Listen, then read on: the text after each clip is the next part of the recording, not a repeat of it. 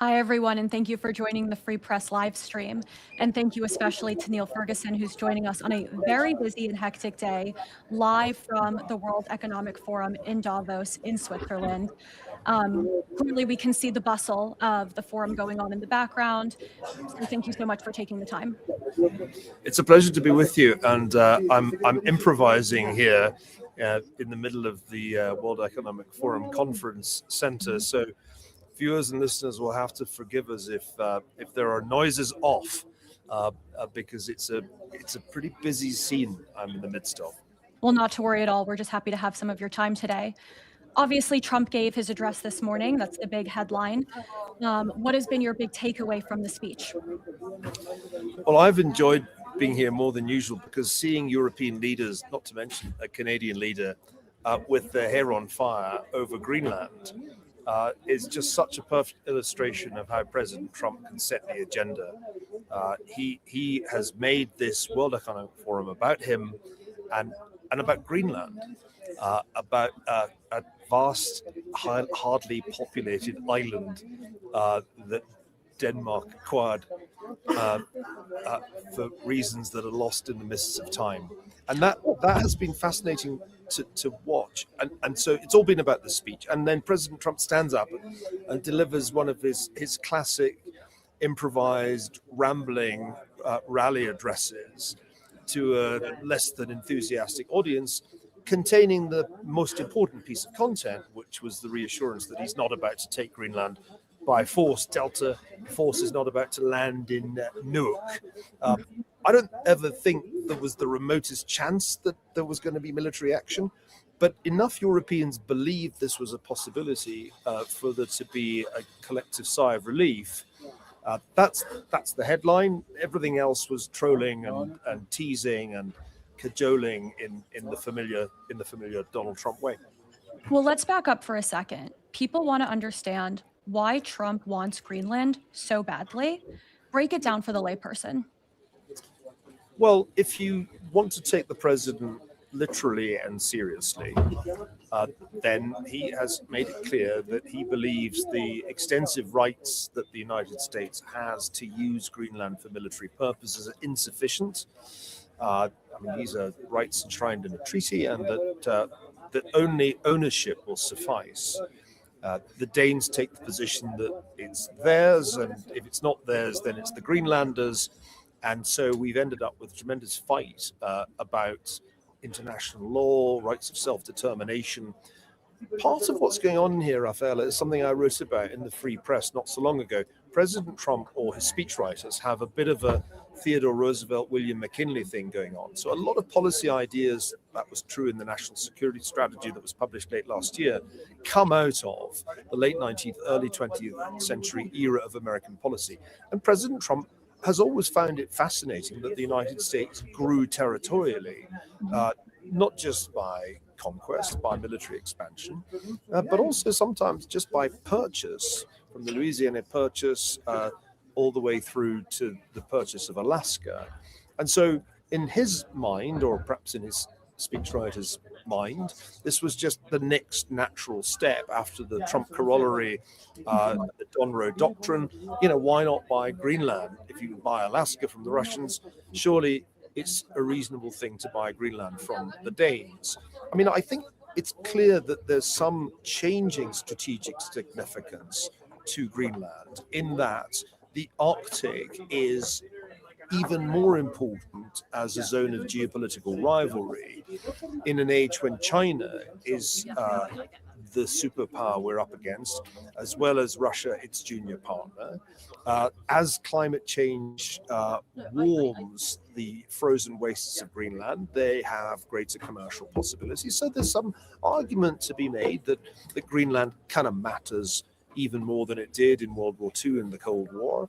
And there's also an argument that you could make that China and Russia have designs on Greenland, and Denmark doesn't seem like an obvious equal if its position's challenged by those guys. So you can make a case that Greenland has a changing strategic significance, and that the current arrangement is in some sense unsatisfactory. That's what President Trump has said again and again and again in his own inimitable way.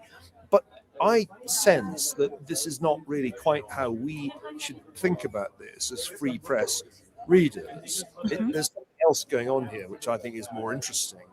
And that is that the whole of Davos, the whole World Economic Forum, has spent the week talking about this when there are far more important games going on. And I think there's an element here of what the Russians call maskirovka. That is to say, we are being we're being distracted. And our attention is being drawn away from the much bigger question of what the United States is going to do to Iran.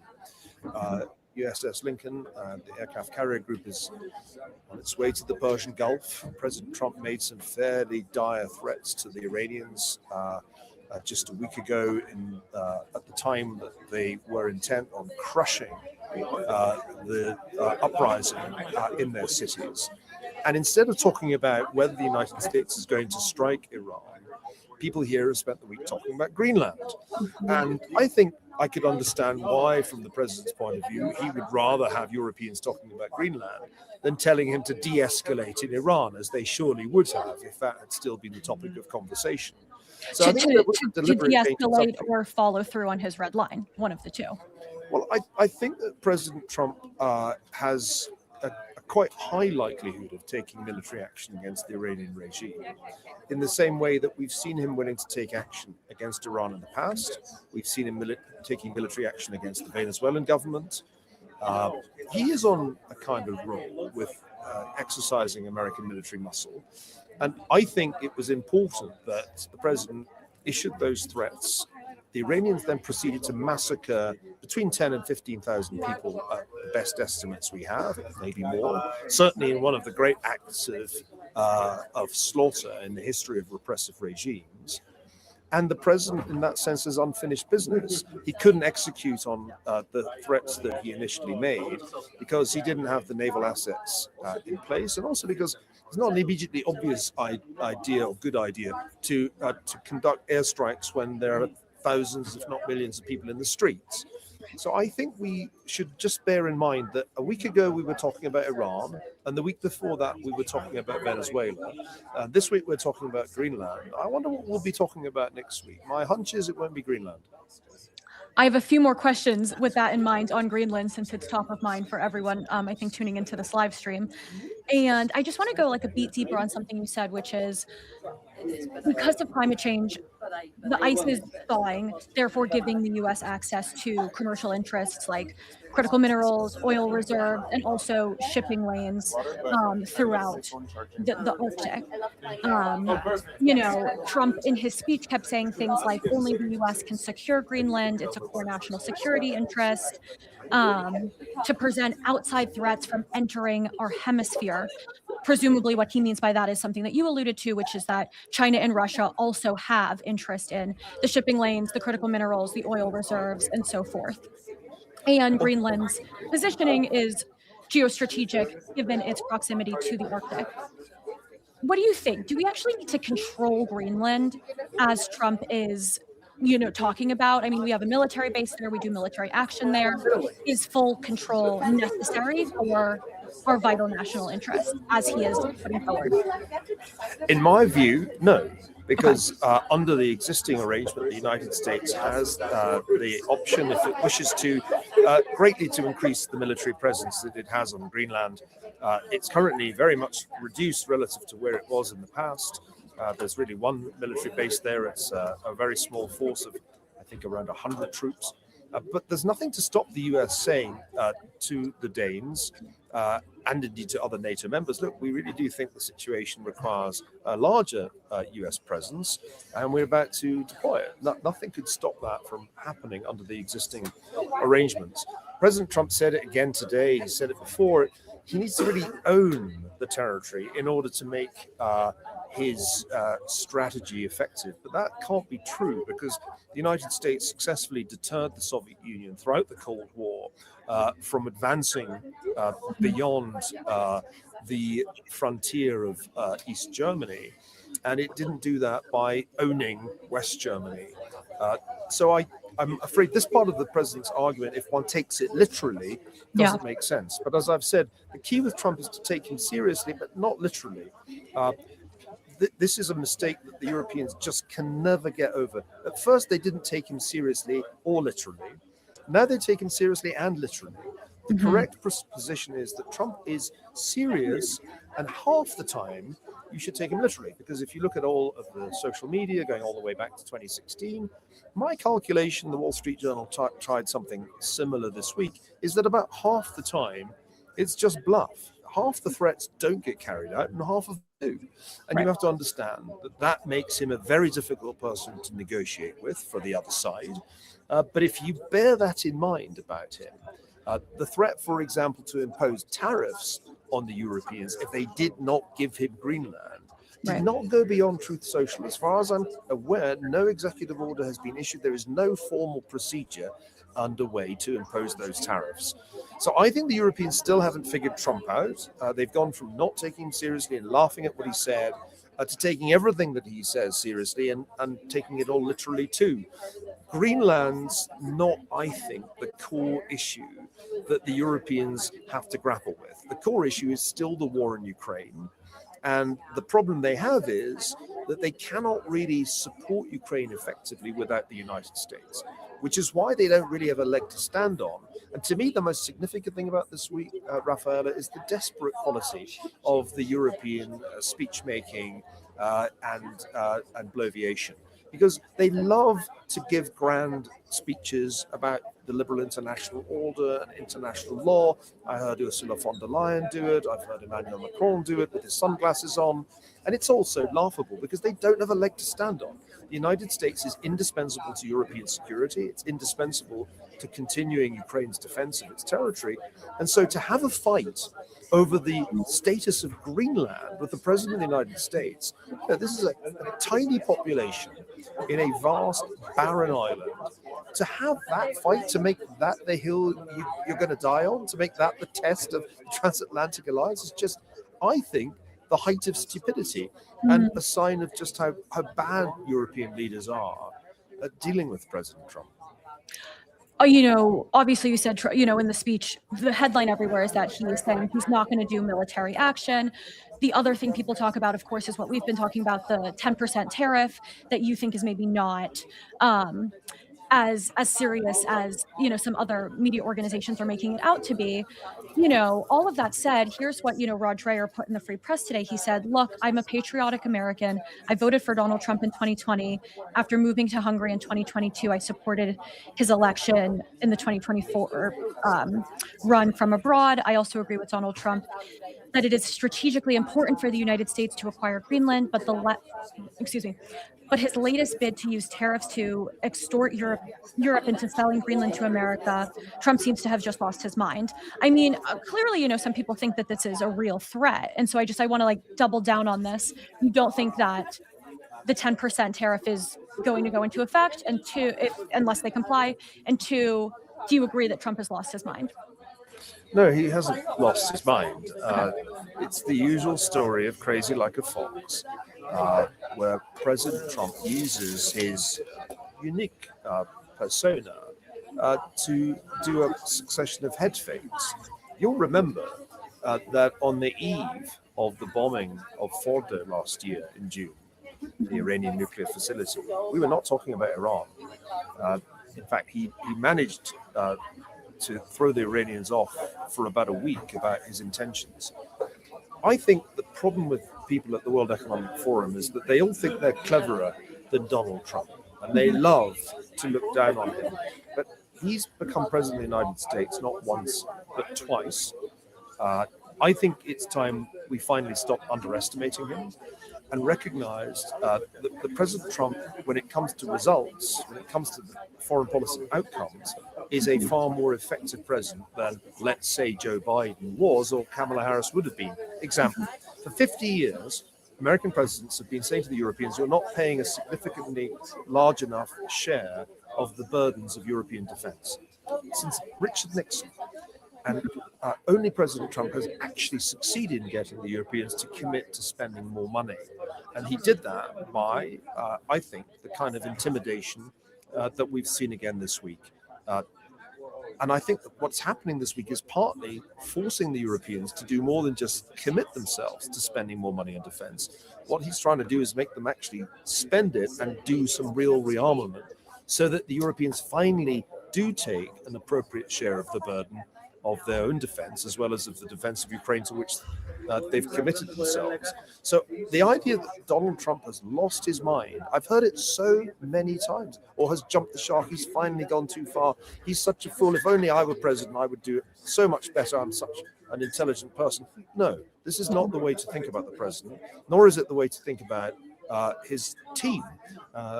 Treasury Secretary Besson is here, Commerce Secretary Lutnick, and others from the administration. And what I'm struck by as I look at the results of the administration's policy is just how much more consequent and effective this administration is as compared with its predecessor, which, for all the fine speeches that they made at Davos, and they were much more popular with the Davos crowd, you know, the grown-ups were supposed to be back in the room and the transatlantic alliance was so back. But what actually happened on Joe Biden's watch was that they pulled out of Afghanistan without warning the NATO partners they were going to do it. Then, of course, they completely failed to deter the Russians from the all-out invasion. Then they embarked on a strategy with Ukraine, which was to have the Ukrainians mount a counteroffensive in 2023, which was doomed to fail because they weren't adequately armed. Then came October the 7th of 2023. I mean, it was a litany of foreign policy disasters. But the speeches, they were much more popular at Davos. And I just think that outcomes are more important than speeches, and that we should finally stop after 10 years. It's 10 years since President Trump burst onto the political scene. After that time, we should finally stop underestimating him. And I expect that this Greenland issue, along with many other threats that President Trump has issued, will fade from the scene, because the subject is going to change. There are other bigger fish to fry than this. What do you make of the characterization that he's trying to strong arm economically the European countries into falling in line, or that, you know, the threat of tariffs is in a way exporting our European allies into making the sale? What do you make of those characterizations that people put forward? Well, as I've mentioned, I'll believe that the tariffs are real when there is at least an executive order. Okay. Truth Social isn't, as far as I'm aware, an official organ of the US federal government. And that's just as well, because about half of what appears on it isn't true.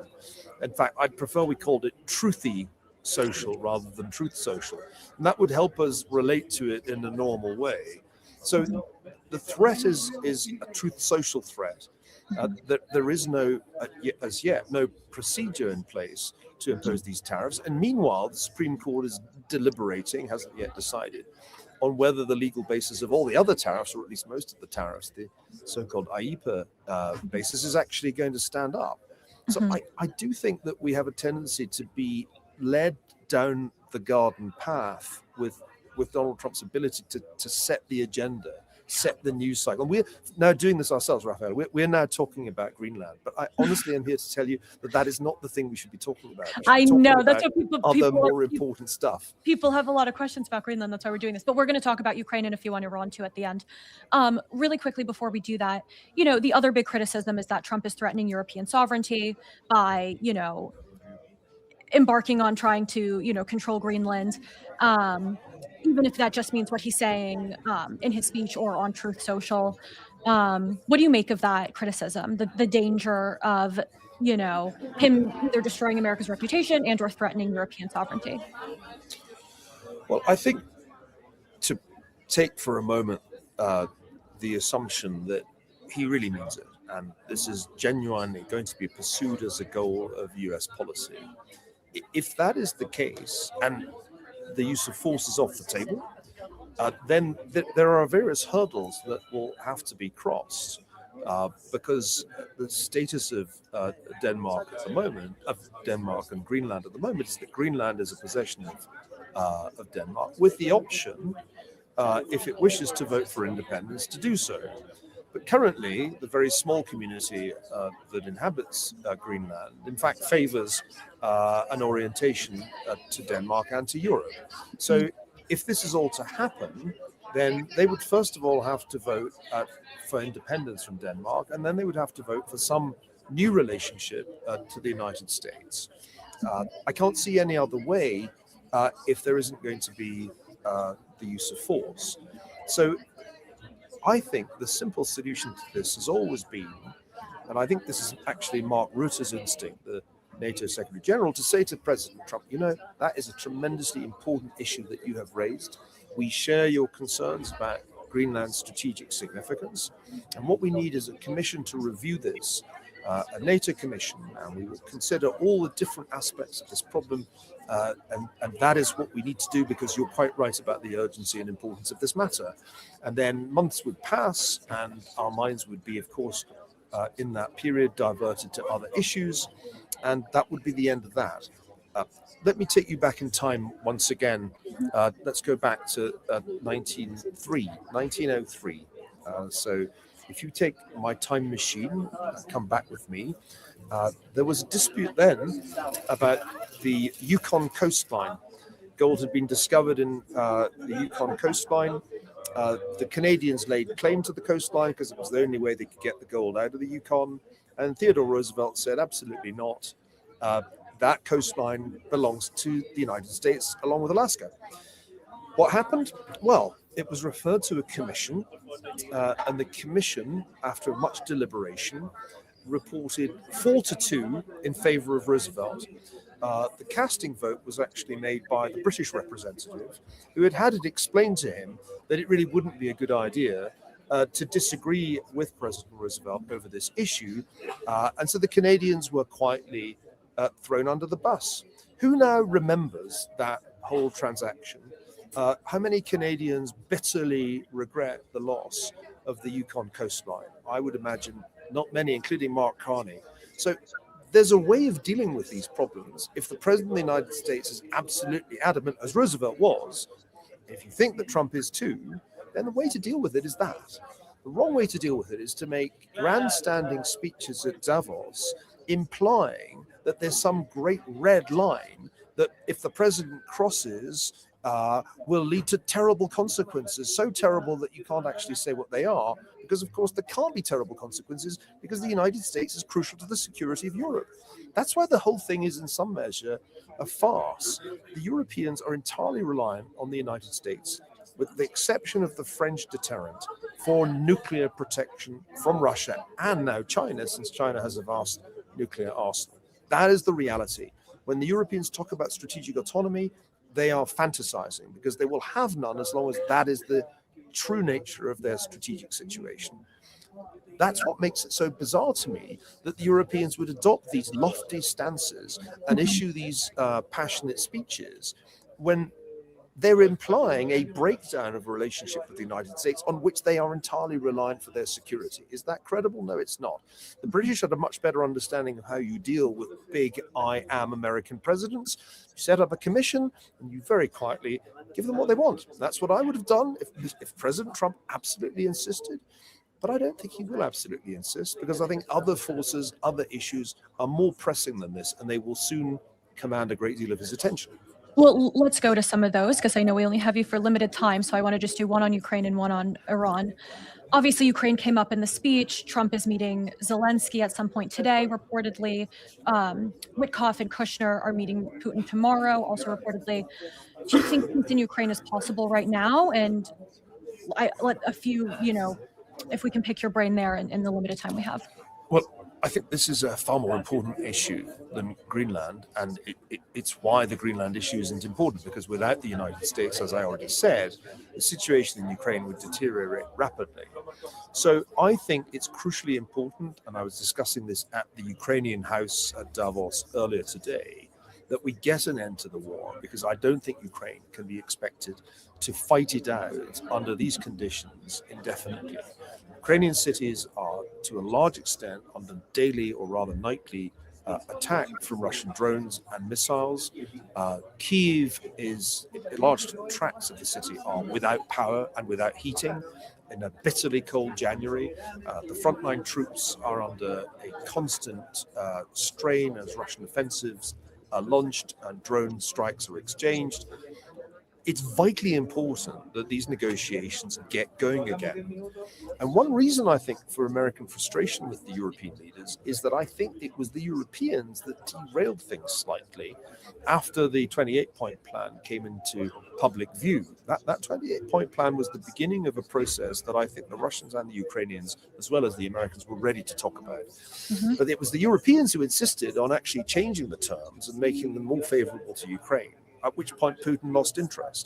So it's much, much more important that these negotiations get going again and that they move forward towards the kind of compromise peace, which is the only good outcome of this war. There is no outcome in which Ukraine wins and the Russians retreat and leave the territory that they've occupied. There only is one other option beyond a compromise peace, and that is for Ukraine to lose, which would be catastrophic for the Europeans, much more catastrophic for them than for the United States. So this is really the important thing that's going on now, and it maddens me that the conversation here is overwhelmingly about Greenland, not about Ukraine, which is a much more important issue, especially for Europe. What should Ukrainians be prepared to concede? Well, throughout history, many pieces going all the way back to the mid-17th century have been based on territorial cessions, where you give up some territory. That was part of the 28-point plan, that there was going to be further cession of territory in Donbass, eastern Ukraine. In some people's minds, that was a huge sticking point. I think for Ukraine to get peace, or at least a ceasefire, it is at least worth considering that option. President Putin didn't go to war just to take control of the Donbass. He went to war to break Ukraine as an independent state. That was his objective. And I think at this point, the critical thing is to convince him that he cannot have that. And he is going to have to settle for the Donbass.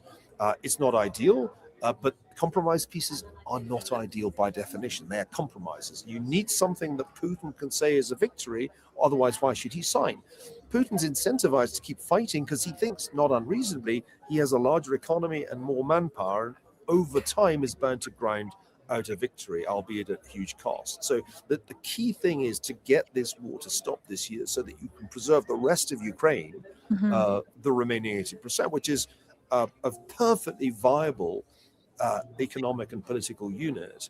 And importantly, the 28-point plan didn't envision ceding that territory permanently, de jure to Russia, but only de facto. So that was an important point about that plan that I think was widely overlooked when European journalists were hyperventilating about it. So in my view, this is the really important thing. Ukraine needs this peace pretty desperately. I spent part of today talking to Ukrainian soldiers and civilians about the situation there. And it is a very, very important matter for Europeans that we get to a ceasefire and then a peace process. I wish that were better understood by those who think it's their responsibility to, quote unquote, improve on peace proposals that the US has tried to agree between the Russians and Ukrainians. We could have a whole conversation on this alone. One final question on the other major hotspot, which you alluded to at the beginning of the conversation, which is Iran. Obviously, Trump put on Truth Social and spoke about basically what was his red line, which is that if the regime kills protesters, the U.S. would intervene. Clearly, there's been no meaningful intervention. There's been a lot of discussion about why that is, if it's because there's not enough carriers in the region, if it's because it would be too turbulent for the oil market, if it's because the foreign minister of Iran is talking to Bret Baier on Fox News. Like, there's just people are really confused about why he laid the red line and hasn't followed through. And so I'm curious what your take is and how you see that playing out in the coming weeks. Well, I'm not, of course, privy to the operational details of the deployment of forces that we're currently witnessing. All I know is that last year we saw that the United States was well able to bomb Iranian targets with impunity. Because Iranian air defenses are powerless against stealth bombers and indeed other US air power assets. So the question is, and this was a question last year after the bombing of Fordo, why not do more? The Israelis certainly wanted the United States to do more. The Israelis also wanted the United States to at least agree to the decapitation of the regime, the assassination of Supreme Leader Khamenei. Supreme Leader Khamenei, if you ever doubted it, has proved himself to be the butcher of Tehran, a man willing to kill thousands, more than 10,000 of his own people, young people who now lie in morgues and body bags. And those, it seems to me, crimes against his own people end the debate. It is clearly high time this monster was removed from power. And I think the only way this happens, given that the counter-revolutionary crowds have been defeated, is with United States military intervention. I think that's the thing that the president has in mind. He couldn't execute immediately that he made his threats because the military resources weren't there. Apart from anything else, there had just been a major operation far, far away in the Caribbean with respect to Venezuela. So this kind of stuff takes time. But it's a critical moment in the Middle East, because if President Trump can successfully break this regime, end the terror that Khamenei has imposed on the Iranians and their neighbors, and Israel with a whole series of terrorist organizations and proxies, that will be a radical paradigm shift in the Middle East, unlike anything since 1979. So this is the thing we're not talking about at Davos, or barely, and I think it's not entirely unintentional on the president's part that we shouldn't be talking about it now, because the element of surprise in an operation like this is very important indeed. Well, we could talk so much more about AI, jobs, immigration, Carney, Macron, China, everything else that came up in the speech, but I know you have to go. So we just want to thank you so much for making the time for us on a very busy day. And we'll have you back for sure to talk about negotiations in Ukraine, Iran, and everything else. So thank you so much. And Rafaela, I might just manage to pen a few words for the free press on all that I've learned this week. Absolutely. And we would love that. So thank you again. Thank you.